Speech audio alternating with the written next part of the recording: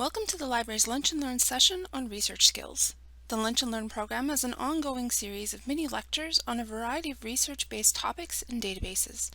Please check the Lunch and Learn page at library.rrc.ca for more information. Let's get started. The number one problem students have when doing research is finding effective keywords and building them into useful search strategies. In this session, we'll talk about some more advanced strategies and techniques for finding keywords, building your searches, and finding articles. Today's objectives include getting organized, building keywords, advanced search techniques, getting to know your databases, grade literature, and finding articles beyond searching. If you're interested in the PowerPoint guiding this session, it can be downloaded from this address. Please note that the address is case sensitive. To get the most from this presentation, please access the speaker notes. The speaker notes are extensive and will contain additional information and links to related documents. Many students get their topics and jump feet first into searching with no plan. They quickly become frustrated when they don't find what they expect. Often this happens because they don't know what they're looking for, but with a bit of planning we can help prevent this from happening. It's beneficial to do a bit of organizing first before you start to search. This practice can be especially helpful if you're going to be searching in multiple places. First, get some scrap paper. When researching, nothing is written in stone, and you will find you will revise, add, and remove as you progress through your search. Writing everything out may seem like extra work, but I promise a little bit of planning goes a long way to getting better results quicker. Step 1. Know your topic or question. A good topic statement or research question will address not only the purpose or issue, but also points such as the population and geography. If you aren't knowledgeable about your topic, do a bit of pre-reading. This isn't the same as looking for sources for your research. In order to find research, you have to know what to look for, and this is a great use of the internet. I put my topic at the top of the page. How do you know which articles are useful? You may have tried a search and received thousands of hits, or maybe only 5. You will find that by clearly identifying your boundaries before you start to search, you will have an easier time identifying what is and isn't useful. Step 2. Identify your boundaries. In most cases, you should be able to answer these questions from your assignment instructions. I pull out this information and list it alongside my topic. Here's what I want to identify. What types of sources am I looking for? For example, articles, books, or newspapers? This will help you when you start to generate your search. It may also help determine which databases you're going to use or even which library you should access. What is my time range? Some assignments want the most current results. If you're only looking in the last year or the last 5 years, or does it even matter? You may have an even smaller window if you're looking for specific current events. To which geographic area am I restricting myself? North America, Canada, the United States? Can I look at articles from Europe or Australia? Are there specific regions that are more important than others, for example the UK, but not Russia? Should my articles be peer-reviewed? And if so, are there any special instructions? For example, only 5 of the 7 sources must be peer-reviewed. Can I use grade literature? What about web-based articles or articles published on web-based magazines, journals, news outlets, or other online sources? Are there any other inclusions, exclusions, or restrictions that I need to be aware of? These are assignment-specific factors that you will be looking for specifically or will automatically exclude an article. For example, I can only use nursing-specific journals and not general medical journals, or I cannot have articles that include mixed method studies. And finally, which databases am I going to use? This is determined based on the above boundaries, and we'll be talking about databases and where to search in upcoming slides. But for now, keep in mind that you will likely be searching in more than one place. Alright, now we can look at the big problem. How do we find the keywords? This is the place where everyone, regardless of how long they've been doing research, struggles. There's more to this than just using the words from your question. I like to use a rough mind map to brainstorm and organize my keywords at this stage. Step 3. break out the base concepts from your topic and add them to your map. And step 4, find the synonyms for your base concepts. In addition to the true synonyms, you may also want to consider including singular and plural forms, spelling variations, specific technical terminology as well as lay terms, and also terms that are broader or narrower than your base term. So why is this important? There are often many ways of describing a topic, and each author may approach things from different angles. We want to identify those variations to make our search net as big as possible. For example, how many ways can we describe family? We might use parents, guardians, caregivers, siblings, and so on. Are there broader or narrower, more specific terms that we could use? Another example is cell phone. We have cell phone, one word versus 2 words. Mobile, smartphone, or even cellular phone, perhaps just cell. If we want to go broader, we might use phone or telephone, and if we want to be more specific, we could use iPhone. In this case, geography also plays a role. While cell phone is common in North America, it's not used in the UK. You may miss articles if you don't use the correct terms for your target region. We're going to explore a couple of ways to discover keywords and the synonyms, and as you find new words, update your mind map document. Brainstorming might not be enough. Often we have to try multiple combinations of multiple keywords until you find the golden combination, the one that brings you exactly what you need. We're going to explore a couple of techniques to find additional keywords and synonyms. The first technique for finding keywords uses EBSCOhost. EBSCO is a collection of subject-specific databases with a very useful predictive search behavior. We can take advantage of this feature to discover new keywords. Remember, we're not searching in EBSCO, not yet, so resist the urge to click the search button. We just want to find keywords. To start, go to a relevant EBSCOhost database for your topic. Searching one concept at a time, enter a keyword or a short phrase, and you will see that as you start to type, combinations of keywords will start to show up. This is what we want.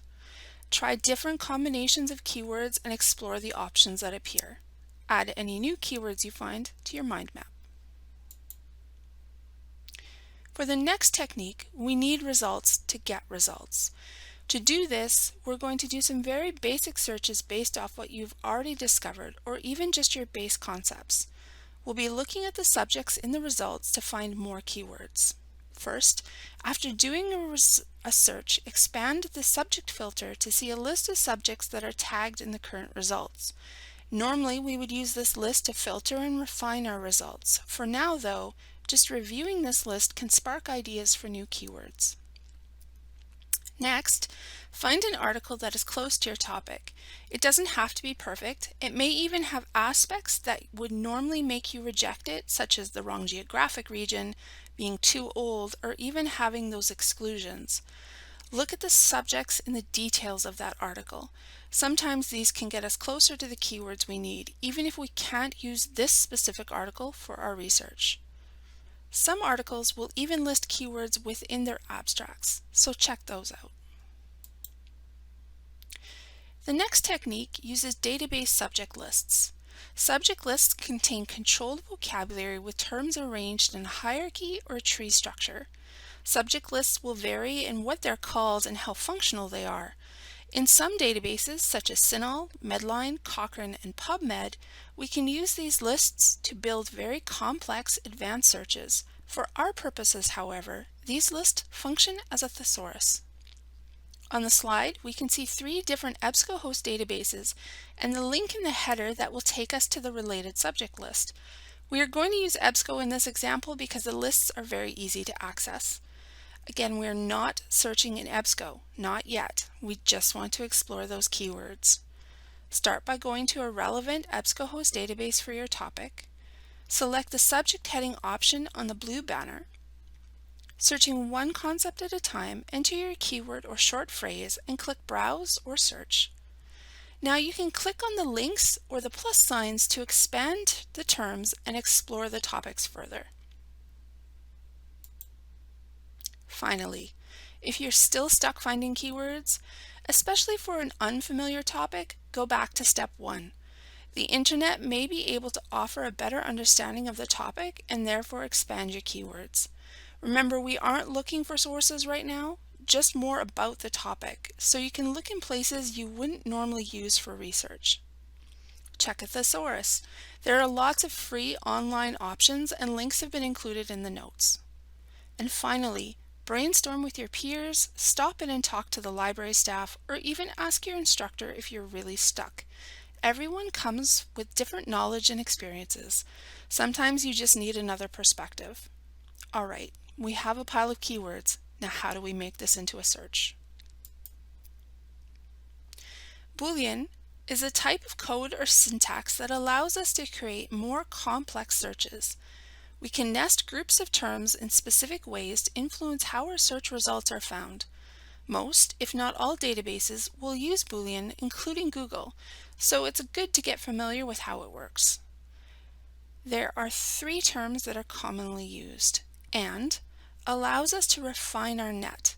We need to find both terms in the statement, but they don't need to be close to each other. Or allows us to expand our net by searching for variations. Finding term 1 or term 2 is acceptable, but not necessary to have both. We do this when a term has synonyms, multiple spellings, and so on to make sure we catch as many of those options as possible. Not gives us the opportunity to exclude terms. This can be useful if there are broad topics that you want to exclude, or if a term has multiple meanings and you're getting too many results that aren't relevant. Use not with caution though, as you could be excluding something worthwhile. OneSearch, like many other databases, is sensitive to how searches are built.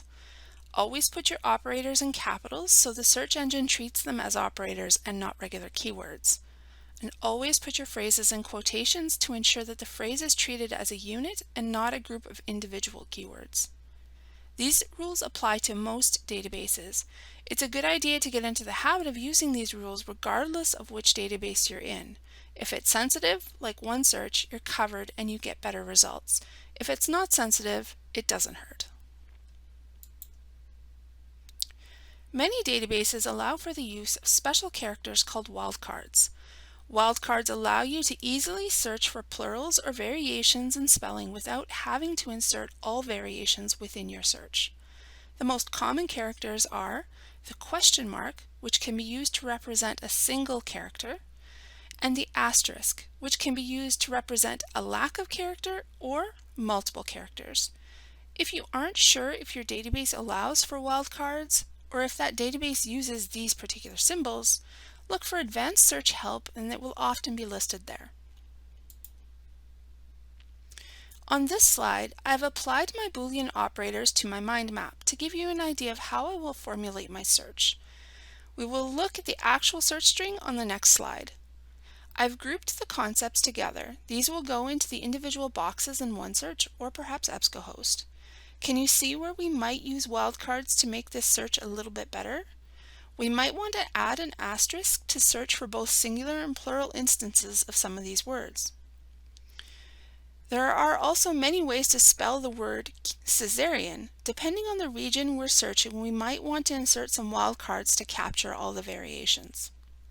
Did you notice the quotation marks? Remember that phrases must be in quotation marks in order for them to stick together. Now that we have developed our boundaries, identified our keywords, and put them in relation to each other using Boolean operators, we have a search strategy. It's important to remember that sometimes you need more than one search strategy. This is a concept that many students don't consider. They try to jam all the keywords into the same search and then get poor results. They're looking for the Goldilocks article, the one that will have everything in it, and often that is an unrealistic expectation. This is especially true if you have a complex topic or multiple themes. You may need to develop multiple angles of attack when doing research and create multiple searches to address those different areas. Also keep in mind that the more concepts or and operators you add to a search, the more you limit your results. A good rule of thumb is to start broad and narrow down as you go. Think of a block of marble. We'll chip away the excess until the statue emerges. If your search starts too narrow, too specific, you may exclude good sources at the beginning. If you find you have too many concepts, consider the previous statement. You may need to break up your search a bit. You may also find that some keywords will need to be excluded as they are attracting the wrong types of articles.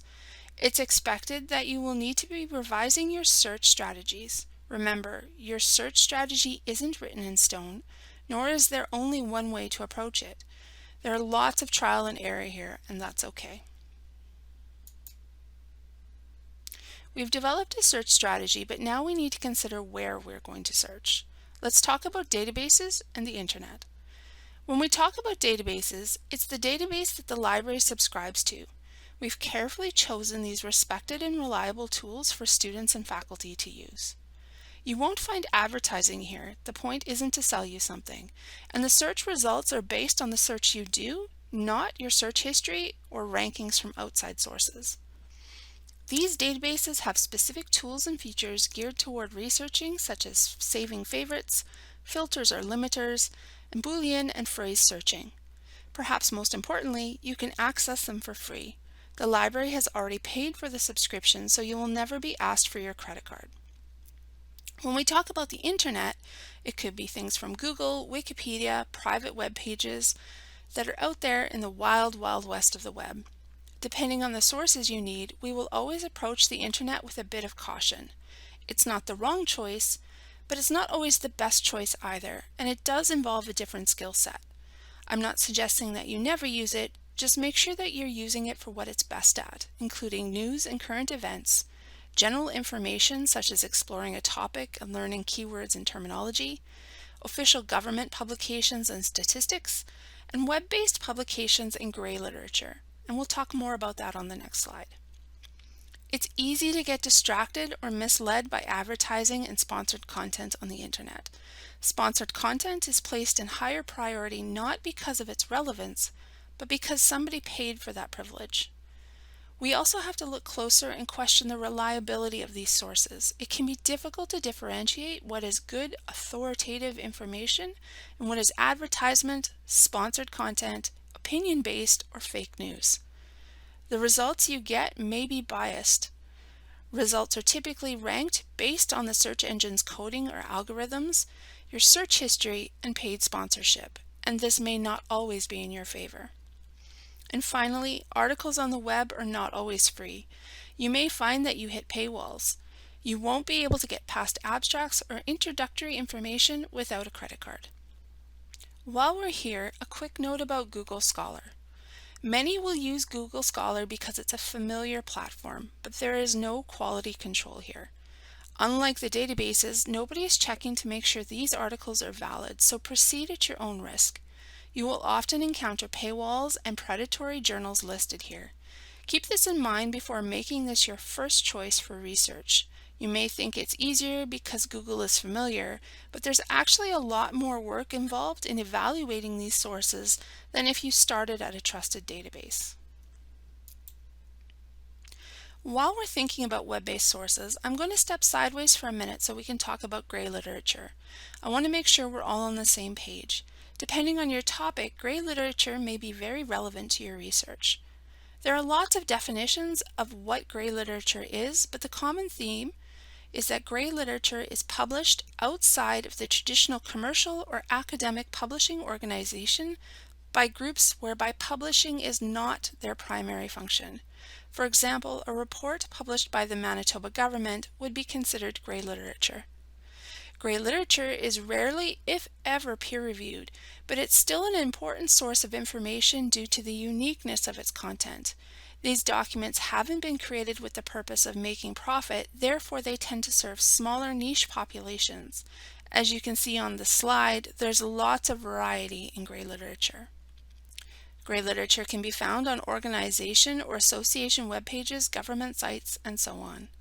This is not the same as articles published from web-based journals.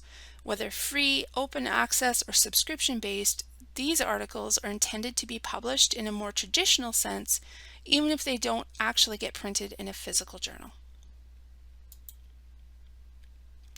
When doing a search, you're going to have to look in more than one place. This is why having your search strategies organized ahead of time is important. OneSearch gives us a foot up in the game. It will search about half our databases simultaneously. This is a tremendous time-saving tool, but there are some downsides to using it exclusively.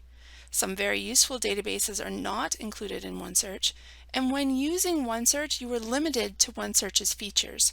Many of the databases that are included in OneSearch have many more options and features available if they're searched directly. Obviously, this can take more time, but sometimes the benefit is worth it.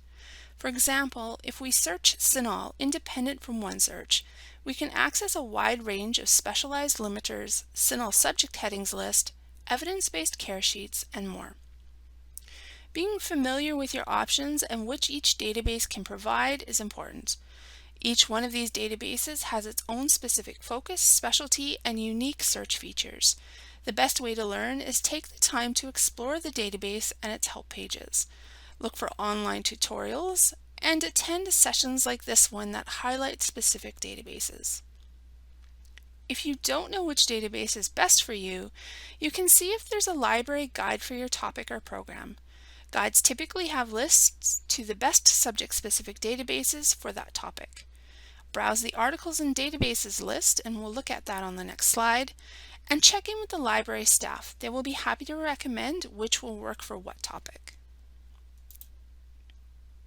We can access all databases by clicking on the orange Articles and Databases tab above the OneSearch box on the library homepage. This is an example of the allied health databases on the Articles database page. The list contains descriptions of the databases and can be sorted in a variety of ways. Databases included in OneSearch will have the OneSearch icon beside them, but you can still select them and search them directly and take advantage of all the features available to that specific one. Now that we've talked a bit about how different databases have different specialized features, let's look at using a few of those features in more advanced searching techniques. We'll be focusing primarily on OneSearch and EBSCOhost, but you will find similar features available in many of our databases. The first feature we're going to look at is field codes. A database stores the information about its article, its title, authors, publication information, subjects, abstracts, full text, and so on, in fields like a spreadsheet. By using field codes, we're telling the database to search in just one column of that spreadsheet, as opposed to searching in the entire document or all fields. The most common way this feature is used is to search for a specific title. For example, I know the title of the article I'm looking for is Caesarean Birth, Regret and Dissatisfaction, a Qualitative Approach. By using the field code feature, I can look in just titles for this specific title if I put it in quotations, just a portion of it, or even just terms appearing in it, i.e. all titles including the phrase Caesarean birth. By searching this way, I won't find articles that might refer to this title in the full text or in the reference list. It has to be in the title field. How this feature presents will vary. Some databases will provide a drop-down of options you can select from. Others employ codes that you can add to your search strategy. For example, TI gives you the title and AU for author. And sometimes we'll use both, and or the drop-down will automatically add the code to the search for you. OneSearch gives us a short list of possible fields to search, while CINAHL offers about 45 options in its list. CINAHL is also providing us with the codes for the fields. Here we can select the drop-down and apply the code to the whole box, or we can use the code within the search strategy to create very complex instructions to the search engine. Some databases will offer options for search type. These types will automatically apply hidden ands, ors, and quotation marks around your terms. Changing the type can greatly change your results, either broadening or limiting depending on your selections. In OneSearch, we have isExact, which will automatically put invisible quotation marks around the box contents and search it as a phrase. Contains, which is the default type, automatically adds AND operators between each term in the box. And starts with returns results that contain phrases that start with a specified string. In EBSCOhost, Boolean and phrase, which is the default, allows you to specify your own operators. Find all my terms automatically adds and operators between each term. Find any of my terms automatically adds or operators between each term. And Smart Text Searching allows for a more free-form search style using system algorithms. Sometimes we can provide a search with instructions to look beyond the supplied keywords and greatly widen your search by automatically applying system-supplied synonyms or subject heading terms. This isn't as common a feature as others, and it usually only appears if the database has subject heading lists. There isn't an equivalent function in OneSearch. There are more ways to find useful articles than doing a search. By taking a closer look at the article in hand, the article that we have already found, we can often expand our results. The first technique uses articles to find more articles. Some databases will offer suggestions or recommendation articles based on the article in hand. This is similar to the recommended readings you might see at Amazon. If you liked that book, you might like this one. As you can see from the slide, the format of recommendations varies, so you might have to explore the results page in order to find them. These are always worth looking at, and I've often found interesting articles using this technique that I didn't find elsewhere. The next technique uses reference lists to find more articles. The reference lists contain source information for the article in hand, so here is a ready-made list of articles related to your topic. When available, OneSearch supplies us with the Cited in This arrow, which points down. By clicking the arrow, OneSearch will display all available articles from the article in hand's reference list. You can also preview reference lists within individual databases or in physical printed articles. The final technique uses citations to find articles. This technique will look at where the article in hand has been cited. These articles have been used in the article in hand as a source, and therefore they may be related in content, synthesize new research, and be more recent. Similar to OneSearch's Cited in This function, the Citing This arrow, which points up, displays all available articles that include the article in hand in its reference lists. Many databases will offer lists citing articles in various formats as seen on this slide. We've reached the end. Remember, becoming a good researcher takes a lot of time and a lot of practice. Be patient, get creative, and pace yourself. Do you have further questions? Don't hesitate to contact us. You can contact the facilitator of this presentation by email, or go to the library homepage and click the Ask Us button to open a chat with the reference desk. You can ask to speak to individuals here as well. Thank you for attending. Please check out the webpage for more information about other Lunch and Learn sessions. New web videos will be added weekly, and live presentations will continue for fall 2020. If you haven't done so already, please take the time to fill out our quick survey using the following link. We appreciate your feedback. Please send your questions, comments, and feedback about the Lunch and Learn program to Rosemary at rwoodby@rrc.ca.